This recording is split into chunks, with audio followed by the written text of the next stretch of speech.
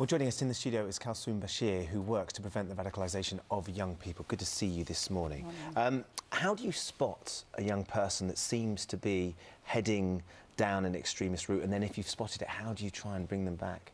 Well, it's about looking out for any kinds of troubling behaviour without really getting caught up in whether the outcome is going to be terrorism related or not. There's no single pathway to terrorism, but there could be signs, if you like. And what we say is if we deal with those early signs, then we can mitigate the risks of them going on to be radicalised and drawn in to terrorism. So what sort of things are we talking about in terms of signs? I'll give you an example of a case study that we've worked with. You know, we've got a student who between the ages of 11 and 16 was a high-flying student, and she wanted to be an engineer. And then suddenly in the sixth form, her grades started to go down a little bit, which they could do. She started to disengage from her friendship groups, and she wanted to start to veil as well. Now, you know, by themselves, there's no criminal act that's being committed. She hasn't broken the law. The veiling might be a search for identity and wanting to belong with somewhere. But her teacher thought that there wasn't something quite right. And after she'd noticed this, she checked it with other teachers, and a similar picture was emerging from all her subjects. So when they questioned her and her friends, the friends said she doesn't want to be our friend anymore because she says we're not good Muslims. When they questioned the student herself, she said that actually a Western education wasn't a priority. It wasn't going to get her into heaven, if you like. So warning bells were raised even more. So the conversation then took place with the parents.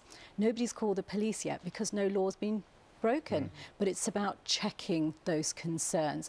The parents themselves said that she was actually very, very angry about their choice to carry on living in this country, that she wanted them to migrate to an Islamic state, and that, you know, they should support her. So they were beside themselves as well. And it's at that point then that they took that further to a safeguarding process called Channel, and that put in a mentor that could work alongside her and really gently challenge the thinking that she'd been exposed to on the internet and push her back to a place where she could carry on with her studies. Which sounds like, I mean, all of that sounds like pretty intensive work going on, and that's just an example of one student. Yes. For you as a Muslim woman who is working with particularly other Muslim women, mothers, presumably daughters, sisters, when Muslim teenagers come to you and say, I want to be a good Muslim, and Islamic State say, I can be a good Muslim and join this movement,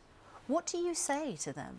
Well, I think it's about pointing out the realities that actually this is a barbaric terrorist state, that not only are they, you know, killing everybody along their path, they're killing other Muslims as well, you know, and they're compounding the suffering of the Syrians as well. And there is no religious justification for that. So when, you know, somebody says to me it's an obligation to make hijrah or to migrate, I would say, why is that? And they would say the Prophet Muhammad said to make hijrah.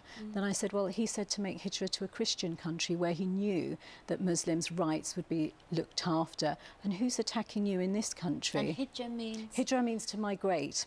To migrate, and that's the pull that ISIS are using, that you're living in a non-Muslim country and therefore you can't be good Muslims. And we have to challenge that using theology as well, because religious illiteracy underpins all the other vulnerabilities are there, whether it's a sense of anger, isolation, whatever grievances there are, and we have to challenge those on all fronts. We were lying on the beach and we thought we could hear fireworks going off.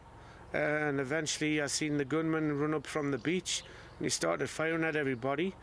He changed the magazine. By that time I just shouted at everybody to start running because there was somebody coming up the beach with a gun.